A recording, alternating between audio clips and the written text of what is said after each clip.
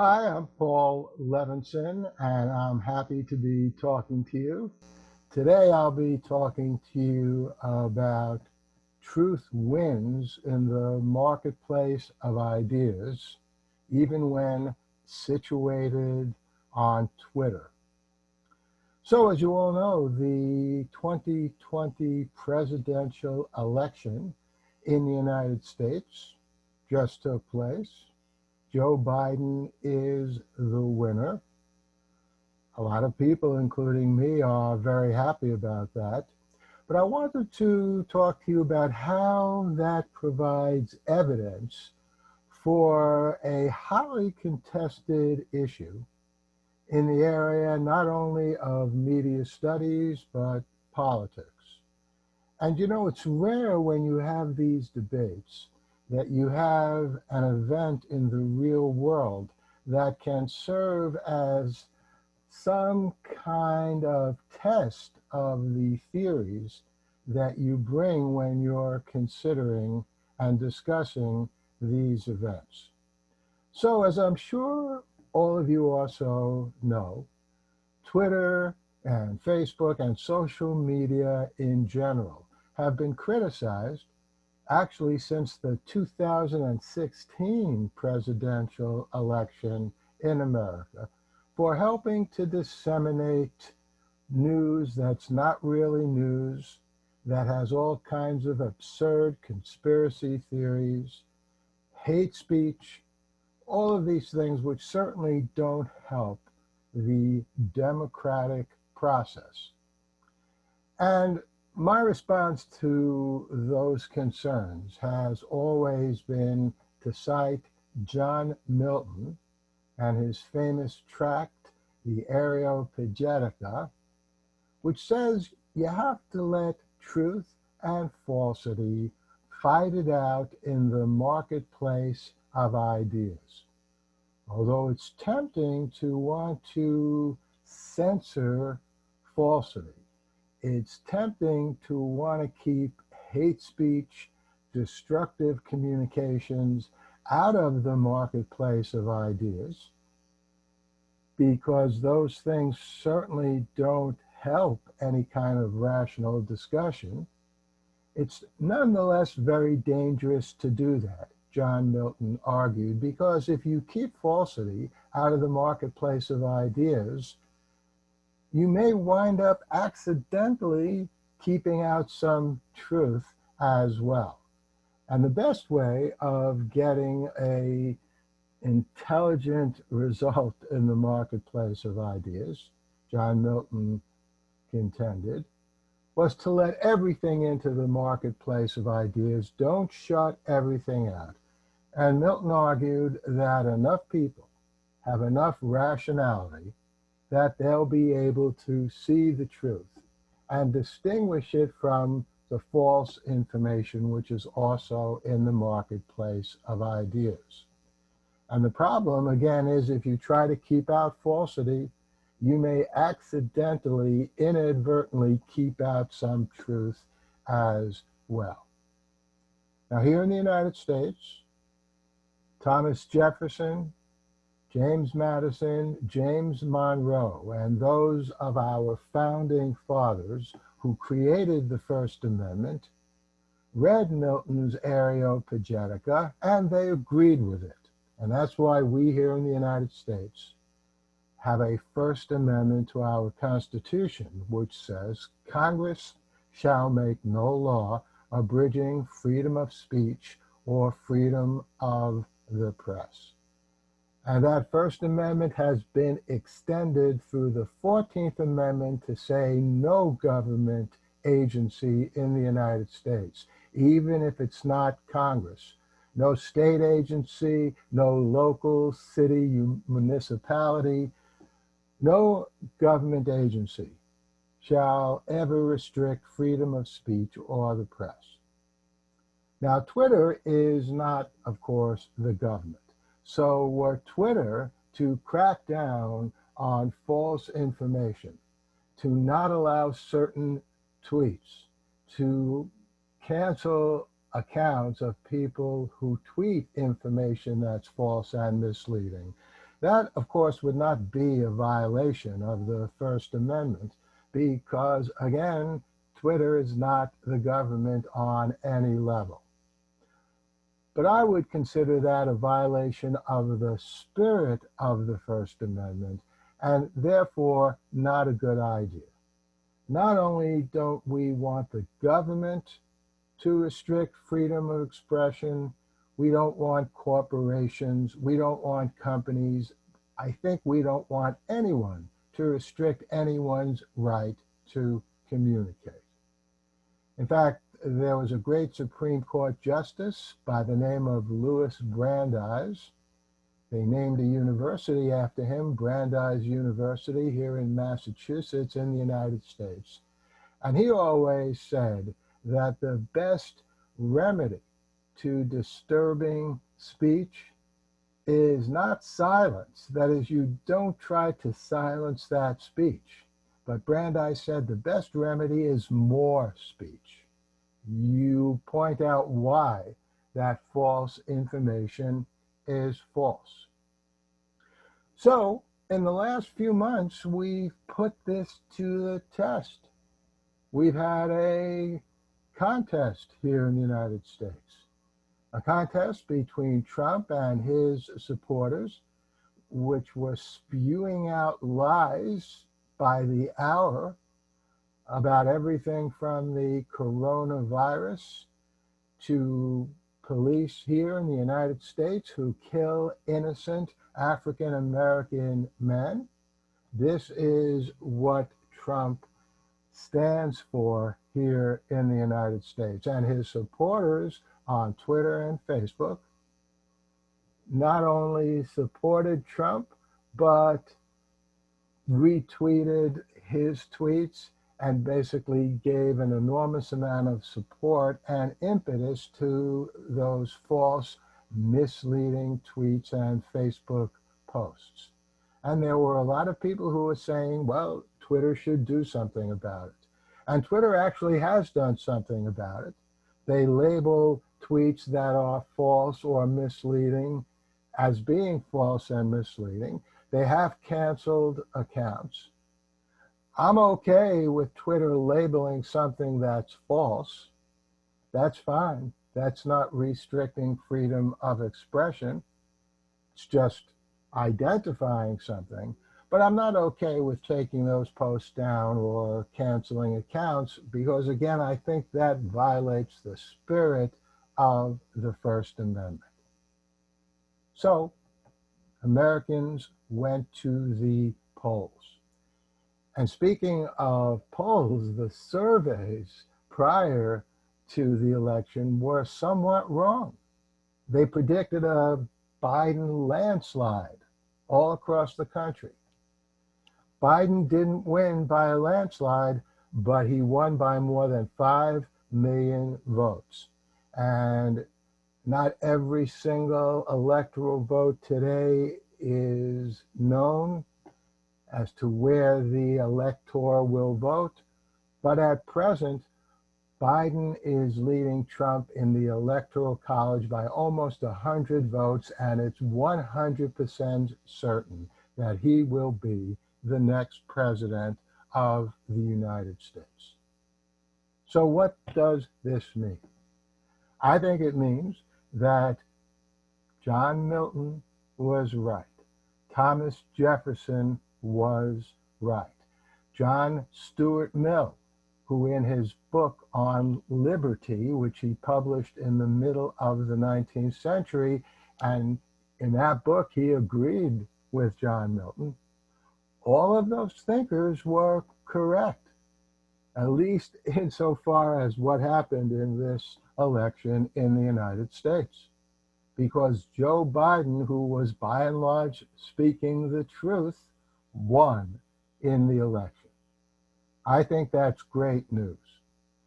Now, if you go back to 2016, it's important to point out that Hillary Clinton also won in the popular vote. So even in 2016, truth won in the marketplace of ideas. But because of the idiosyncrasies of our electoral college system here in the United States. As we all well know, she did not win in the electoral college. Donald Trump got narrow victories in states like Michigan, in states like Wisconsin. Donald Trump did pretty well in states like Pennsylvania.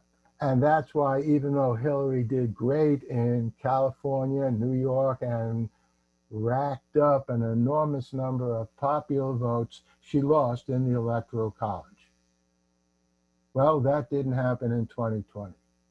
Joe Biden is leading by more than 5 million votes in the popular vote, and as I said, he is going to win in the Electoral College. So I think that is really an important proof of John Milton and Thomas Jefferson and John Stuart Mill's argument, and my argument on this as well. But there is one other thing that I want to talk to you about, and that's the great number of votes that Donald Trump nonetheless managed to amass. At this point, more than 71 million votes. Not enough votes to win in the popular vote. Not enough votes to win in the Electoral College, but still an enormous number of votes. And I think media ecology and McLuhan and information theory can help explain what happened there as well.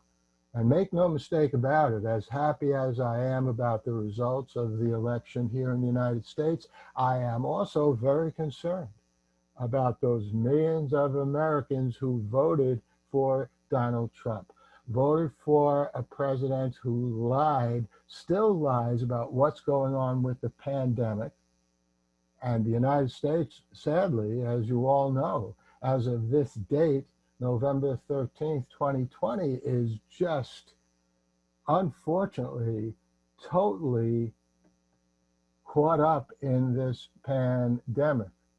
Every day we post new totals of people who have been diagnosed positively with the coronavirus. Now, there is good news. As we also know, there are vaccines that seem to be very effective.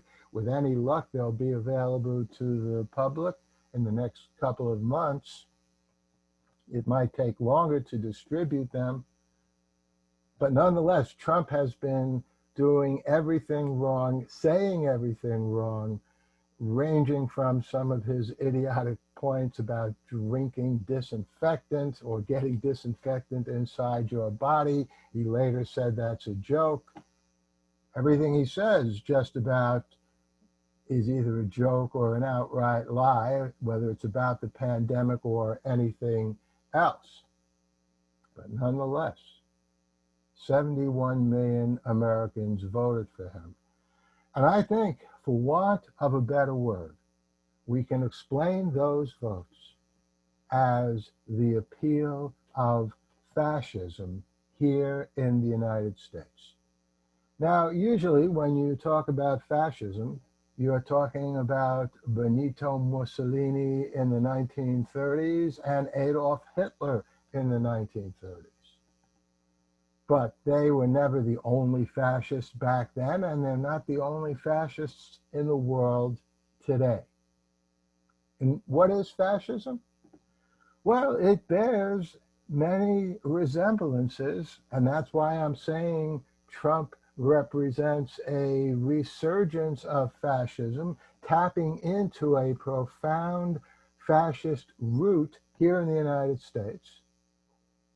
And you can see that clearly because what Trump says and does is very similar to what Hitler said and did back in the 1930s. Just as Hitler demonized various groups, Trump demonizes various groups.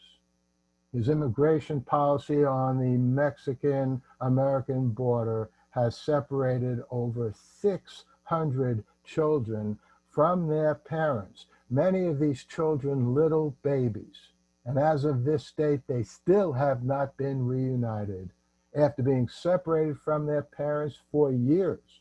This will have horrible psychological consequences on these kids for years to come.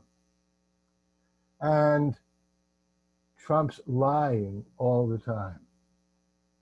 We don't have time, I don't have time now to go into a whole analysis of the way that Hitler lied, but you're probably familiar with how the Institute for Propaganda Analysis, shortly after Hitler came to power and in subsequent years, provided such an extensive analysis of how Hitler communicated to the German people. When you're lying, it makes sense to tell a big lie, not a small lie. Just deny the truth if that suits your political purpose. Because if you tell a small lie, it's so close to the truth that it might give people an inkling that it's a lie, because the truth is right there. But if you tell a big lie that just wipes out the truth, ironically, Joseph Goebbels, Minister of Popular Enlightenment and Propaganda, at least they gave that department an honest description in Nazi Germany, but Goebbels realized and Hitler agreed, if you tell a big lie and you repeat it often enough, people will believe it. The name that the Institute for Propaganda Analysis gave to that technique is insistent exaggeration. And that's exactly what Trump does. That's exactly what he does even right now. That's what he's doing when he denies the results of the election, when he says every day, no, I won. Doesn't matter what the facts are, I won. And anyone who believes that is falling, they're being taken in by that fascistic approach. And McLuhan helps us understand that because, as you all know, McLuhan talked about hot versus cool. Not only hot versus cool media, but hot versus cool politicians. And as a matter of fact, one of the ways that Marshall McLuhan came to prominence here in the United States is he talked about the difference between John F. Kennedy and Richard Nixon. And McLuhan said Kennedy won the 1960 election because JFK was cool. He looked and performed better on television than did Richard Nixon, who was too hot for the cool television media. Well, if Nixon is or was hot, Donald Trump is boiling, raging hot. Ironically, back in 2016, Nixon was dead in 2013. Back in 2013, 14, 15, and 16, Donald Trump was much cooler than he has been as president. And he had many cool characteristics.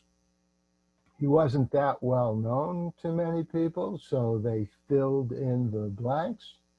Twitter, as we all know, was and still is his medium, just as Hitler loved radio because he realized he could communicate directly to the German people through radio. So Donald Trump loved Twitter. It was much better than being interviewed by the press, which he thought was fake news anyway. So why not tweet directly to people? And Twitter, if you think about it, is an archetypical cool media because it's just a few words and the viewer can make whatever they want out of those words. Also, it invites them to be interactive. That's one of the characteristics of cool media. It draws the viewer in. It draws the perceiver into the communication. So what Donald Trump's tweets did is they invited retweeting and commentary among his supporters. All of that was a very cool process, which Hillary Clinton in 2016 did not master as well as did Trump. But I think beginning with Trump's impeachment, and you could even see this in his tweets, Trump became more and more abrasive, aggressive, angry, not only making fun of people, but literally in his tweets attacking everyone who said anything that at all contradicted what he was saying. And so I think by the time this 2020 election came around, Trump had transformed from a cool into a hot candidate. And his fascistic tendencies became even more prominent. And if we are talking about hot politicians, Hitler and Mussolini were hot politicians par excellence, screaming, shouting, strutting, gesturing. That's what Trump does through his tweets. And that's even what he does now sometimes on television. His anger, his aggressiveness come through all the time. In contrast, by the way, Joe Biden is relatively cool. There's a great video of him. Recently, he was asked about the American Secretary of State Pompeo, who, when Pompeo was asked, will there be a smooth transition between the current president and the new president, Pompeo answered, oh, the transition will be very smooth because we're going just from one term of Trump into a second term of Trump. In other words, Pompeo saying that Trump won the election, repeating the same big lie that Trump was repeating. So Joe Biden was asked about this at a press conference. He didn't get angry. He didn't scream and yell. He laughed. He said, oh, Pompeo, and he started laughing. That is the epitome of cool, laughing in the face of aggression. So I think that McLuhan's hot and cool distinction does accurately situate Donald Trump in the same fascist communication mode and the same fascist political mode as Mussolini, Hitler, and other fascists who have been in power or are in power right now around the world today. And that, I think, explains or helps explain why so many Americans did vote for Trump. Fascism is very appealing. We should never forget that Adolf Hitler was twice elected to the German parliament. He didn't seize power initially. He was elected to the Reichstag and then seized power. And that's what some people are afraid Trump might do, but I'm not worried because we here in the United States do have a more robust democracy than Germany did in the early 1930s, where in the Weimar Republic, they had been a democracy for just a little more than a decade. So I hope you found some of these thoughts of value and interest.